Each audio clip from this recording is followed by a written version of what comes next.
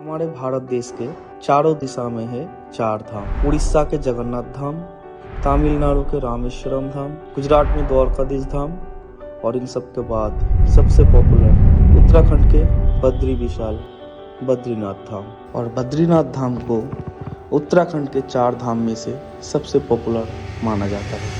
नमस्कार दोस्तों, हर हर महादेव, जय महाकाल, ओम नमः शिवाय। मैं अभी आज आ गया हूँ अपनी चार धाम यात्रा की फाइनल फेज पर बद्रीनाथ धाम में।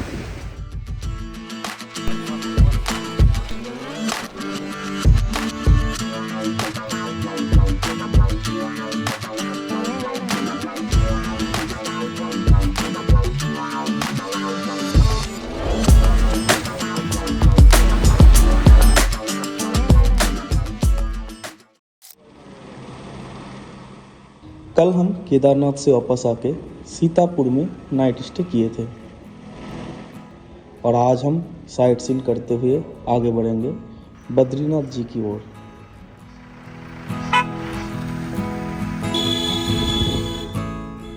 और लगभग 40 मिनट के सफर के बाद 12 किलोमीटर की दूरी तय करके हम पहुंच गए हमारी पहली डेस्टिनेशन त्रियुगी नारायण टेम्पल, जहां महादेव और माता पार्वती जी की शादी हुई थी।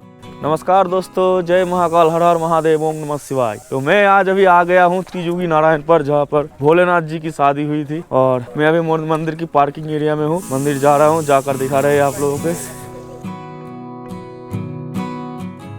तो आ गया हूँ मैं त्रियुगी नारायण मंदिर पर। ये देखिए मेरे पीछे मंदिर दिख रहा है आपको।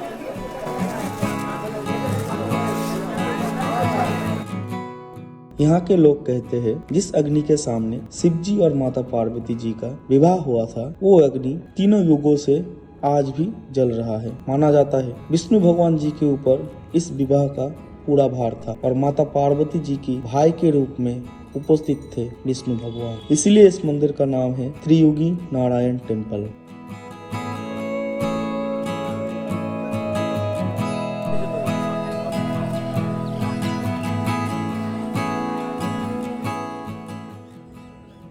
विवाह में जितने भी देवता उपस्थित थे, वो सारे देवता इस कुंड में नहाए थे।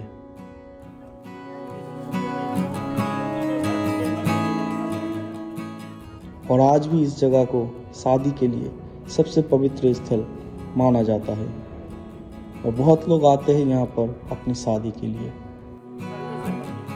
अगर आप यहाँ जाके पूजा करवाना चाहते हैं तो पॉज करके ये सूची जरूर देख लीजिएगा।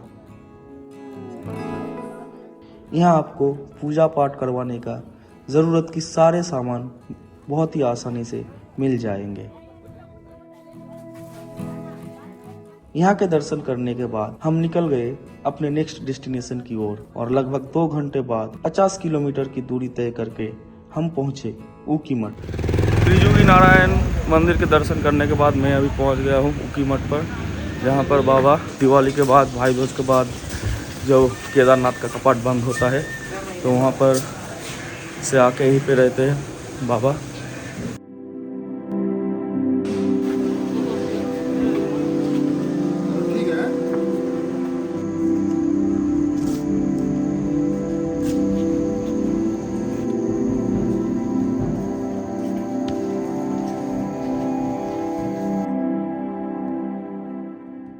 ऊखीमठ, जहाँ पे भाई दूज के बाद बाबा को बहुत धूमधाम से पालकी में बिठाकर पद यात्रा करके ले आया जाता है जब केदारनाथ जी का कपाट बंद होता है। नसीब में होगा तो ये यात्रा भी आप लोगों को जरूर दिखाऊंगा फिर कभी।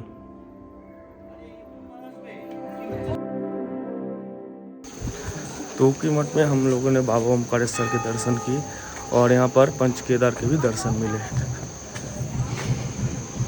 तो दोस्तों, रास्ते से हम जा ही रहे थे बद्रीनाथ की ओर और अभी हम रुके हैं मिनी स्विट्जरलैंड यानी चोपता वैली में। चोपता में, इसको इंडिया का मिनी स्विट्जरलैंड या मिनी स्विट्जरलैंड भी कहा जाता है। और इसका नज़ारा दोस्तों क्या बताए, आप अपने आंखों से नहीं देखें तो विश्वास नहीं कर सकते।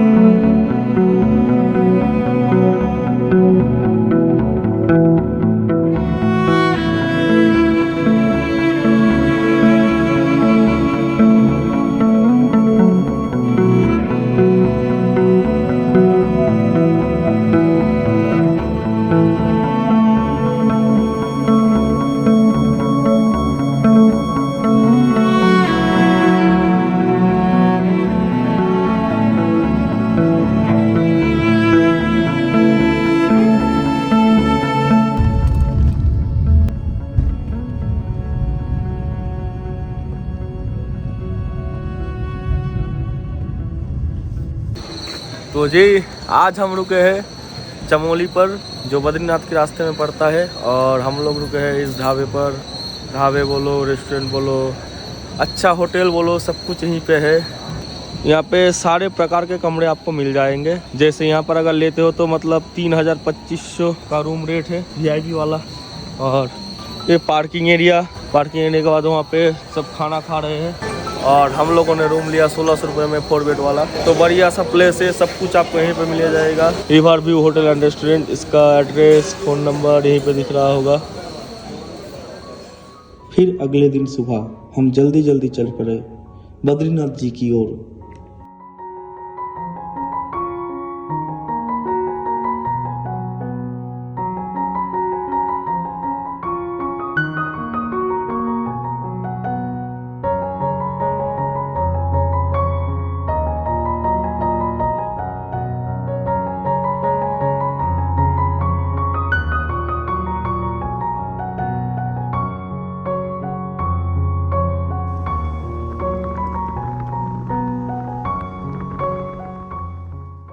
और आसपास की इन पहाड़ों की बेहद खूबसूरती को देखते हुए हम पहुंच गए पहले हनुमान चट्टी।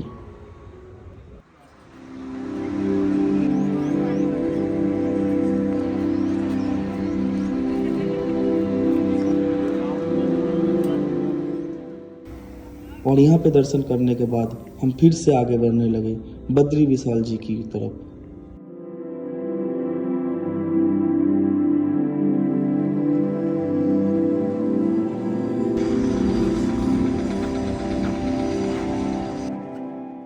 यहाँ पे जब हम पहुँचे तो यहाँ की खूबसूरती एक अलग ही कहानी लिख रही थी मेरे मन में। बद्रीनाथ मंदिर जाने के लिए आपको यहाँ की मार्केट में से जाना होगा, और मार्केट क्रॉस करने के जस्ट बाद ही आपको दिखाई देगा बद्रीनाथ मंदिर। और मंदिर तक पहुँचने के लिए आपको एक फुटब्रिज पार करना होगा, जो कि अलकनंदा नदी के ऊपर से जाता है।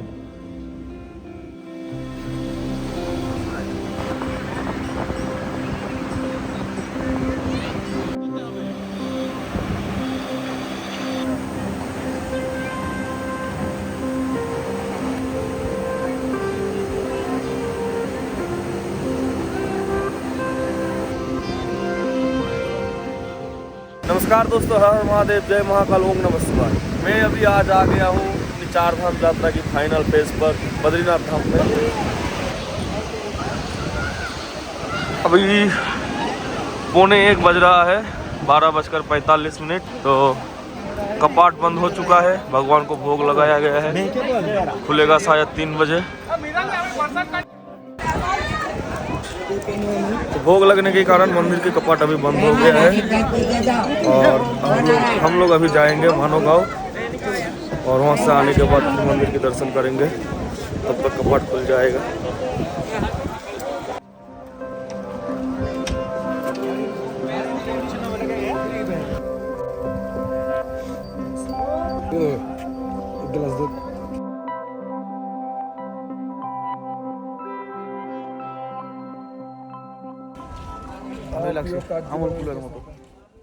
माना गांव, जो कि बद्रीनाथ से 4 किलोमीटर उत्तर में स्थित है।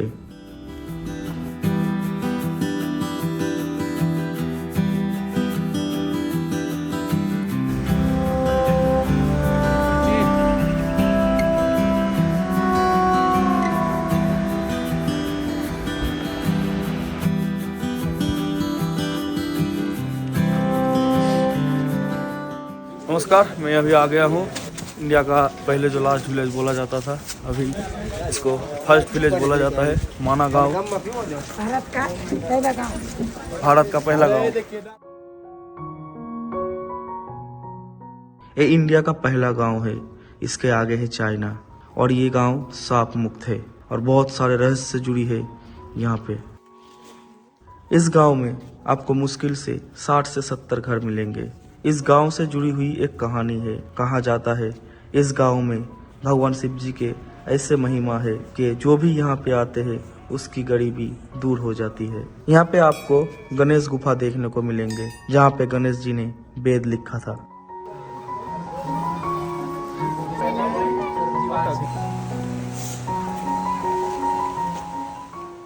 फिर मिलेंगे आपको व्यास गुफा, जहाँ पे व्यास देव ने महाभारत लिखे थे, और ये गुफा के ऊपरी भाग आज भी किताब की पन्ने जैसा दिखता है।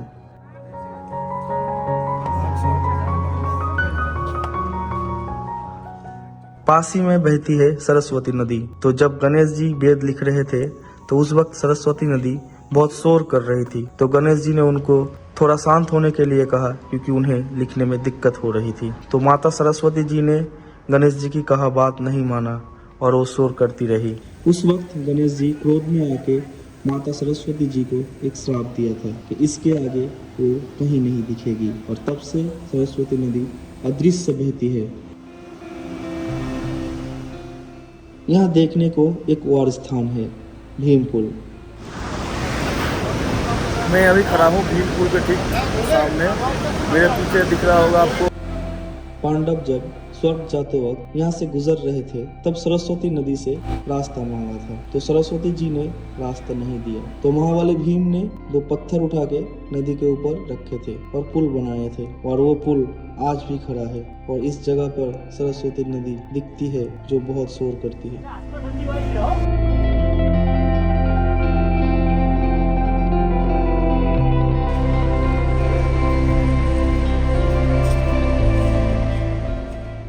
माना गाँव घूमने के बाद हम लोग फिर से आ गए बद्रीनाथ जी की दर्शन के लिए, क्योंकि तब जब पहले आए थे तो कपाट बंद हो चुका था।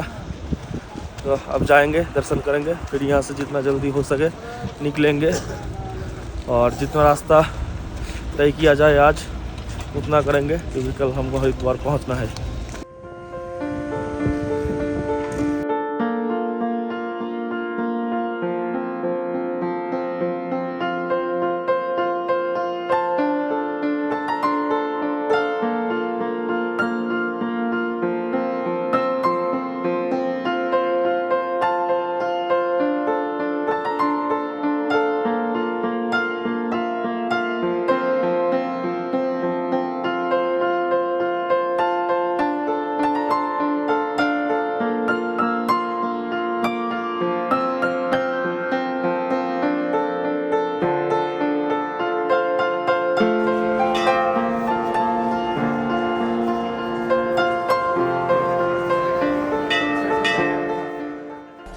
और इसी तरह हमने हमारी 4 धाम यात्रा को पूरे किए थे। अब वक्त है उत्तराखंड को अलविदा कहने की। फिर कभी किसी और बहाने से आऊँगा इस देवभूमि उत्तराखंड में माता गंगा जी को यूं ही बहते हुए देखने। और हाँ, जाते जाते ये वीडियो कैसा लगा कमेंट करके ज़रूर बता दीजिएगा, इससे हमें उत्साह मिलती है।